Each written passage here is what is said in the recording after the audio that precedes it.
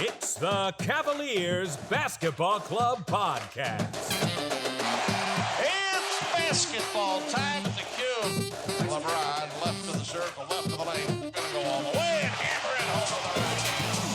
Everybody on their feet. Sends it for three. Oh, are you kidding me? It's over. The 52-year drought is over. The Cavaliers have won the NBA championship. We wanted to go in a different direction. We wanted a different approach. 60.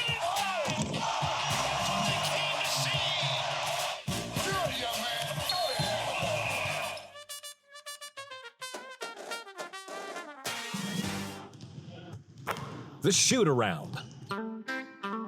The Cavs are sitting at 5th in the East, but they are struggling, losing 3 games since the All-Star break. Yeah, the team is showing a lot of heart, but unfortunately LeVert, Rondo, and most importantly Garland have been sidelined with injuries. They look out of sorts. The Cavaliers are currently 5-5 in the past 10 games. They've been putting up some stinkers, but as we said before, injuries have decimated the backcourt. We're sitting at the 5th spot in the East, but are only 4.5 games back from first. What do you think we have to do over these next 20 or so games to solidify a top 3 spot? I think the Cavs have a lot of things they have to do. One of the major things they need to do first is have, hopefully, Darius Garland play more. Garland has a back injury. Back injuries they're finicky. We know that LeBron had an issue with his back for a couple playoff series. Backs are kind of like a mystery. They're a part of the body that doctors don't know enough about. My understanding is it's a back strain, and I have had a pulled back or a strained back. I'm not a medical expert, but I know that it can be something that can nag at you for a while, and I'm not a professional athlete. So having him back and playing more consistently, I think is very important for the Cavs. Even if he isn't back consistently, I think the Cavs, a number one thing they really need to do is figure out their lineups. Lauri is back, so now we have the big 3 lineup, and that's been helpful. However, I think the team still struggles a little bit with that lineup at times when Garland is out because of the fact that Lauri's, and we'll get into this more, he's shooting okay. They don't have the most space on the floor with that big 3. So I think JB still has to do some tinkering and adjustments to really help the team figure out on a night-by-night basis who to go with. JB has been consistent in going back to that big 3 lineup. He didn't even have that last year. His lineups were such a hot mess last year that nobody blamed him. But that doesn't mean that JB needs to keep hitting that drum if for that particular night, the small forward who is matched up on Lauri is being too dominant, is allowing the other team to get into their offense better. So I think they need to kind of make those adjustments. For sure. Garland, I think that's the best place to start. His back injury is concerning. He's had some issues in the past with other injuries, so clearly this is going to be something they're going to have to watch out for moving into the rest of his career. And I hope they're looking at diet. I hope they're looking at anything to kind of keep inflammation down, because that's going to be key to helping whatever is going on with his back. If it's skeletal, I know a little bit about that. I've got a degenerative disc in my lower back. So, again, keeping the inflammation down, stretching, how you choose to live your life outside of when you play the game is going to make that difference for him. And I'm certain that there's enough science and wherewithal within the NBA. There are people that are giving him that advice. And speaking of injuries, yes, we got Lauri back, which is terrific, but he's been streaky all year, and I'm very concerned that it's going to take some time for him to get back into that consistency that we were seeing before his injury. Yes, he came back and scored, and we're going to talk about this in a minute, as you said. He scored fairly well in the first few games, but he's still showing an inconsistency that is concerning. And then on top of that, we still don't know what we're going to get from Caris LeVert. He's a dynamic player in and of himself, and he could kind of throw the train off the tracks if he comes in and doesn't understand how to fit in the way we need him to this year. We have a lot of pieces and parts that we have to figure out how they fit And that's really going to be the biggest goal that I think they need to achieve over the next 20 games or so. Going into that, though, something that I've been noticing that they have been sorely lacking with over the last 15 games, maybe 10 games.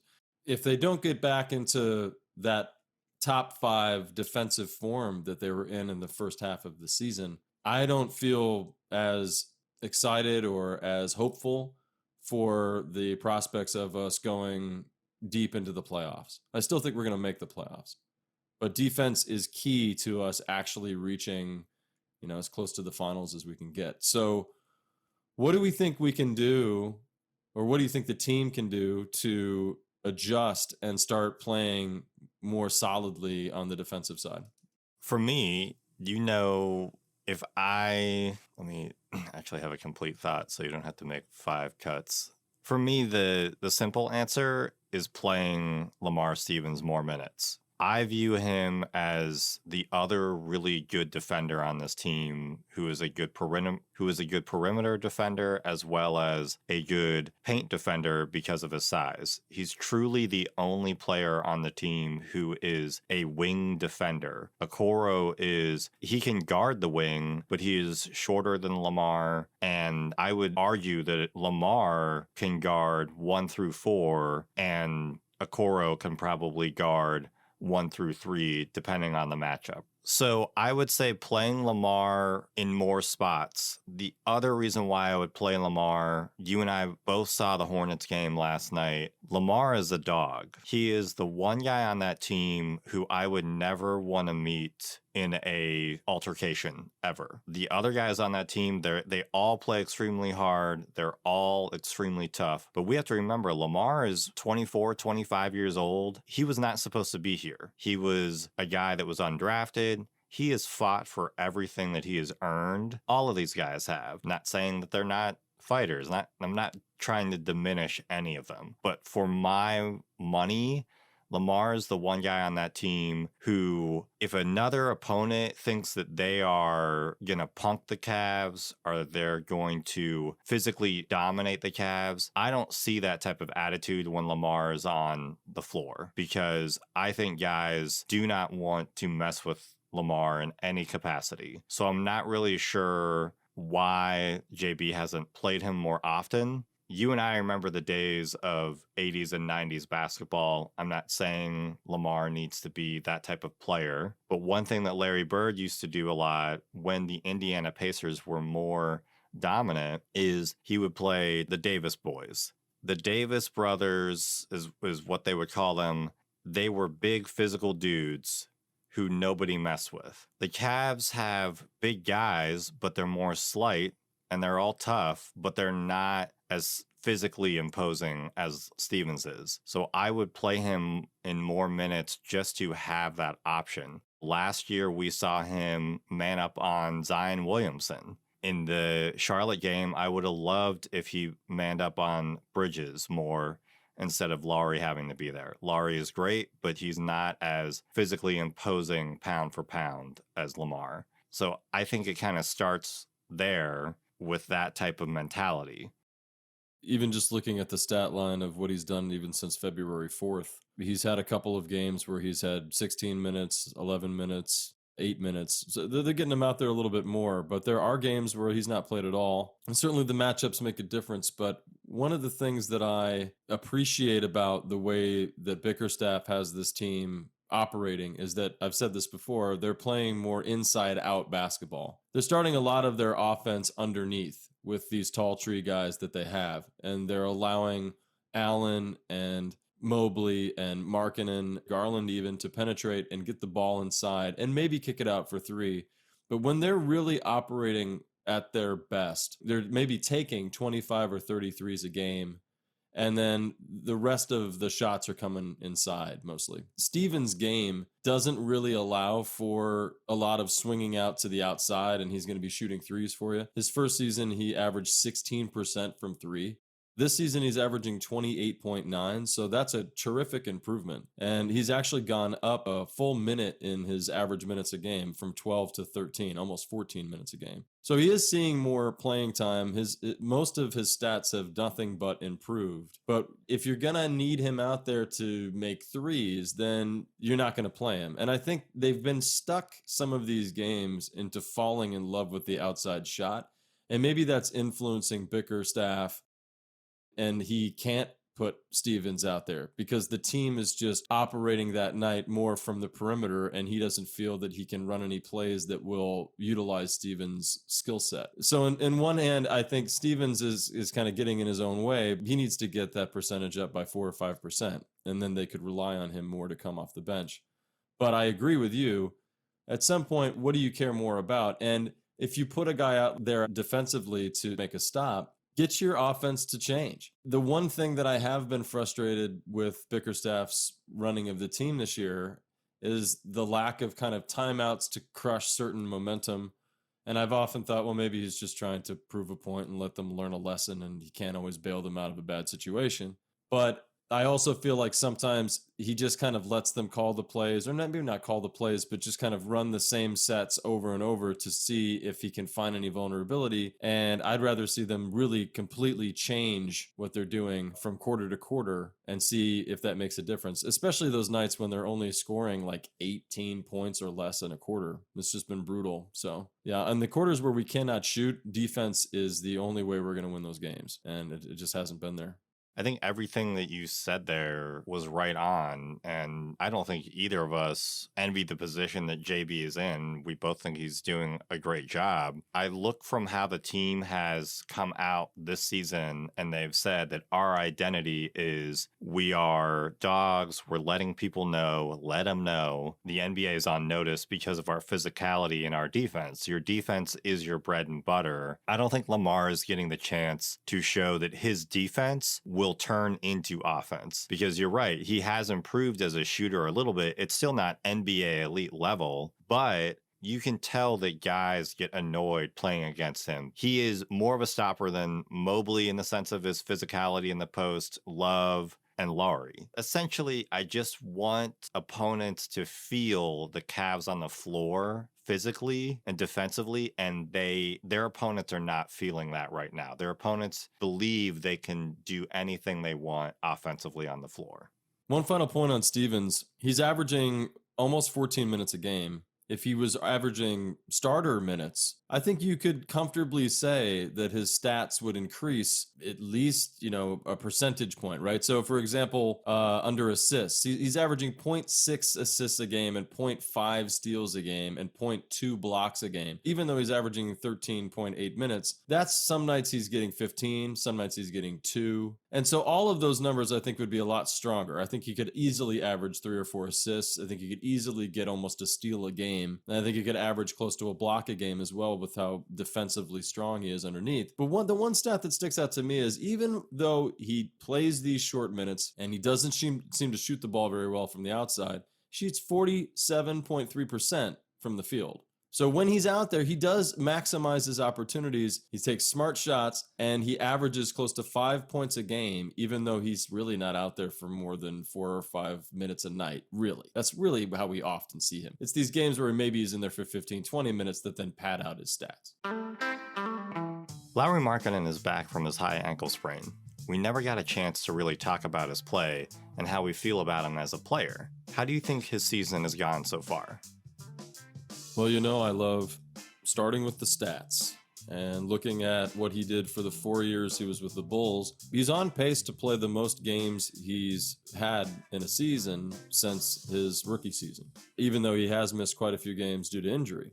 He's averaging really across the board. His stats are pretty much right on for his entire career. He averages around 43% shooting from the field, 36% from 3. And that's what he's doing this year. He's a little bit low. He's almost close to 34.8% from 3 this year, 42.5% from from overall. So he was down a little bit in both categories, even though his minutes are up by almost 5 minutes from last year. But when you look at his sophomore season, he was 18 and 9, 18 points a game, 9 rebounds a game was his average. He shot 36% from three. That's the Lauri Markkanen I want to see.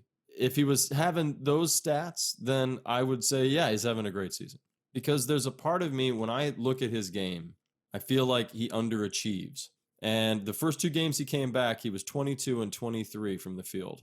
And then the next 2 games, 10 and 12, shooting 1 of 6 from 3, 2 of 6 from 3, 2 of 7 from 3. He's often throwing some bricks up there. And he also falls in love with the 15-footers or outside into the perimeter. He shoots a little too much on the outside, considering that he's a 7-footer. But like you said, we've got all these tall guys on our team, but most of them are a little bit thin. So until they bulk up in muscle, and maybe some of them won't, they're not necessarily going to bang underneath the way that you want them to. And Lauri, even though they've wanted him to shift underneath more often in the game, I think he's still taking too many outside shots to be as consistent as we're hoping for him to be.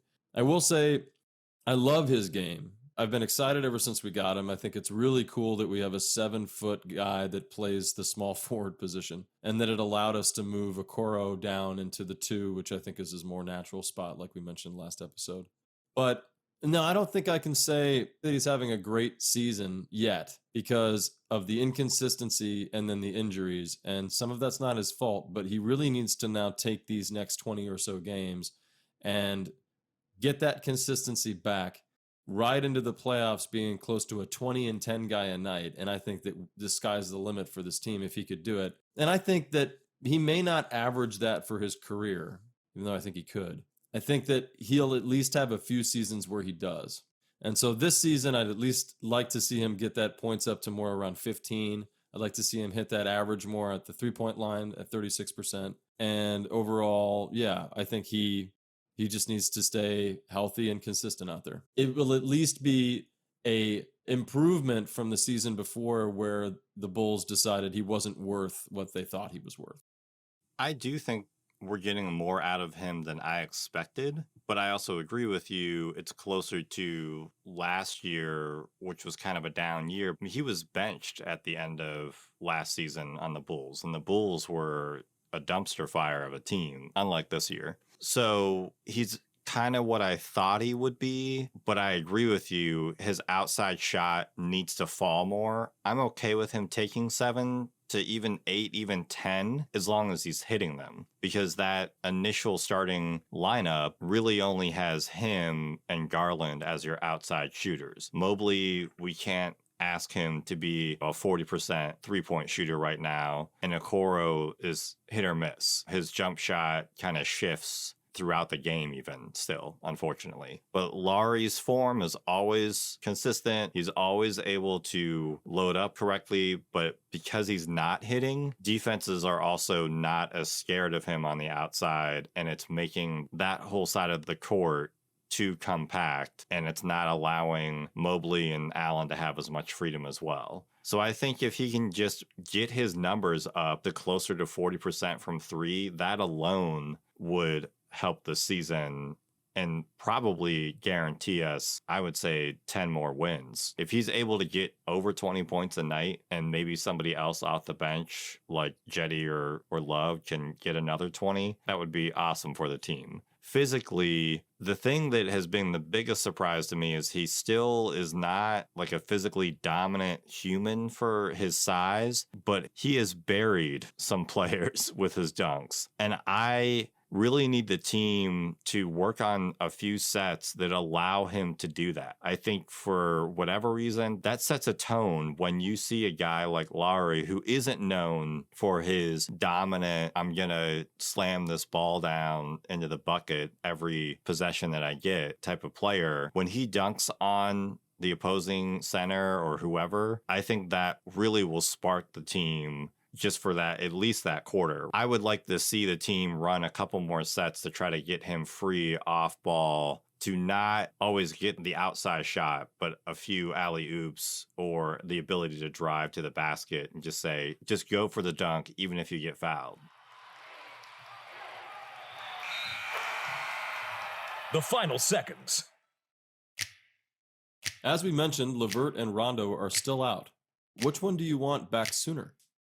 I kind of want LeVert back. If Garland is playing consistently and he's not going to be out every other game, I want to see LeVert on the floor sooner than Rondo, only because I want to see LeVert playing with Garland, and I want to see LeVert have the ability to take over some quarters or some scoring possessions, because I think the Cavs are really lacking that right now, with having a ball dominant player who can get 5 buckets in a row for you. So that would be my answer, is to get LeVert back sooner.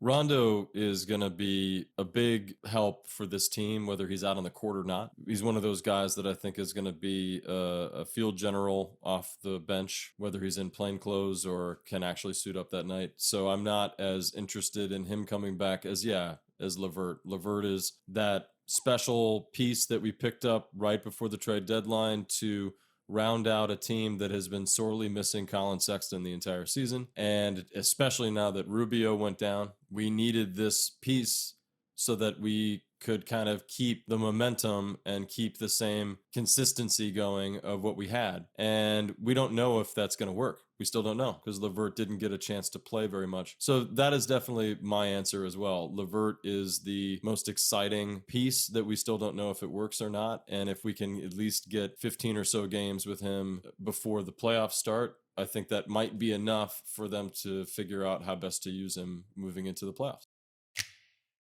Is this season a failure if they don't make the playoffs?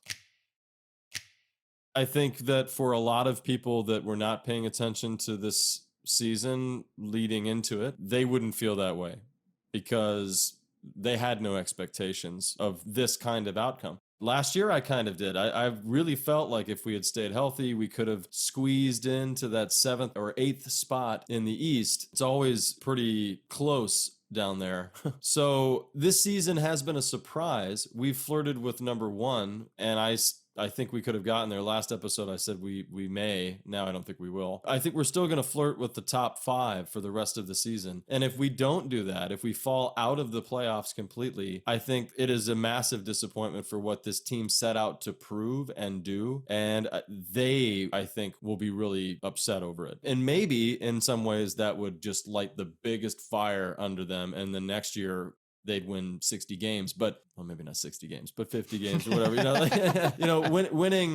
winning a certain amount of games to the point where like they would just come out and crush. On the one hand, it might be a good thing in the weirdest of ways, but no, it would be a big disappointment for me if they missed this season.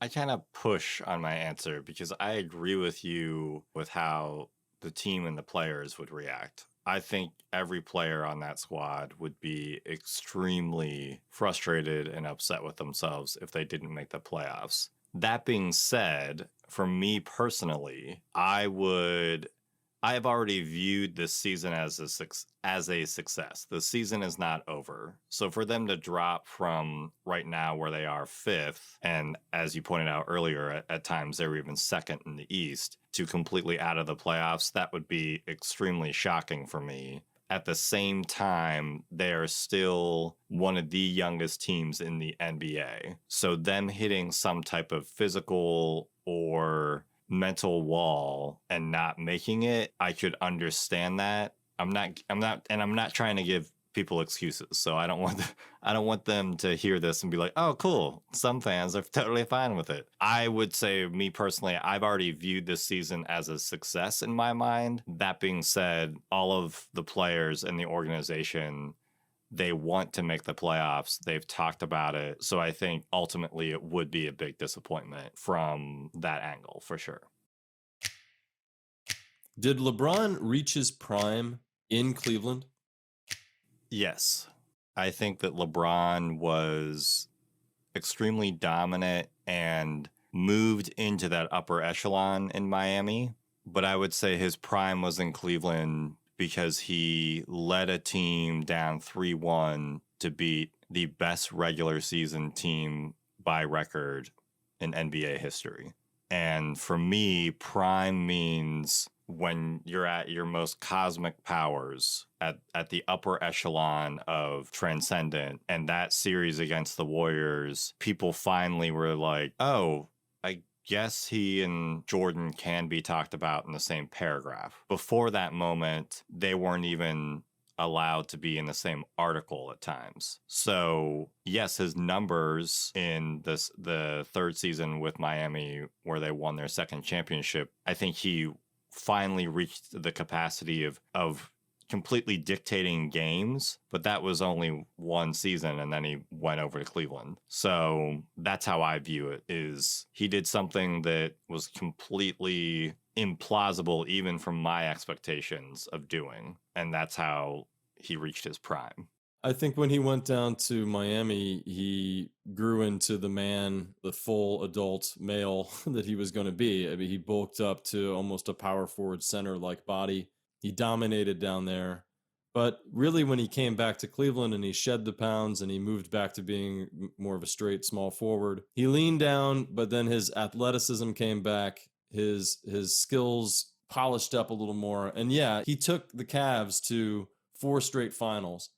And as you said, one finals where he should have won the MVP, and he only didn't because we didn't win as a team. They still kind of thought about giving it to him. So I haven't seen the same player since moving to LA. And I would think LeBron probably would tell you that he hasn't gotten better since going to LA. He's really needed Anthony Davis to step up and be in his prime so that LeBron could kind of have the twilight of his career work out in the end, because he's just not in that full form that he used to be. And you and I know we're his age. So, it's unfortunate, but, father time. That was probably the greatest benefit to his return to Cleveland, that we not only got a championship from it, but that we got to see some of the best basketball he had left to play. Mm-hmm. And, got to point it out, he hit the game-winning shot in the All-Star game in Cleveland. Good for him. That was it was great. Everybody gave him the shot. And this will always be a town that, in my opinion, should champion LeBron, should cheer LeBron. Is Kevin Love's career better than Chris Bosh's? Statistically, they're very even. There's a few stat lines that Bosh beats out and a few that Love beats out, but they're pretty comparable. They didn't have similar games by any means. Love has certainly become pretty much just an outside shooter, whereas Bosh was only 33% from the field from out there. Granted, he shot 36% in the last season with the Heat, but so he was always trying to improve. That's a tough question. I don't really know how to answer that. I don't think I can say either way, because they both had to go to another team and take a third role, basically, to a larger duo. And they both won championships in that process. Bosh got one more. I think they're pretty comparable. And I don't think that either one has had a better career over the other. I think that they've had similar careers. And Love, it would help if Love got another championship, but I don't always base the number of rings as, this guy's better. Then, Robert Horry's one of the greatest of all time. I would say they're pretty equal. What about you? I agree. I also agree in the sense of guys that are sneaky good. Like, we've talked about Love this season. We talked about him a lot last season. It still baffles my mind a little bit that we have a future Hall of Famer that comes off of the bench for us. Like, he's not talked about in that way. Love is a future Hall of Famer, but they don't say that like during the broadcast. They're not like, oh, and future Hall of Famer Kevin Love is coming off the bench right now for the Cleveland Cavaliers. I think if Bosh was allowed to play more, it would probably be Bosh, just because I think he might have gotten another championship with Miami, because they would have had Miami reloaded pretty quickly after LeBron left. They had a down year or so, but that was mainly because Bosh was out. And I think Bosh actually has played more games than Kevin Love has, even though Love has been in the league longer. So I think that it is a push, though. Ultimately, they have very comparable careers, both dominant when they were the guy, when Bosh was the guy for Toronto and when Love was the guy for Minnesota. They both were very dominant. They needed extra help to win championships. That makes complete sense. So I agree. I would say it's a push. Thank you for listening to the Cavaliers Basketball Club podcast. Let's go Cavs!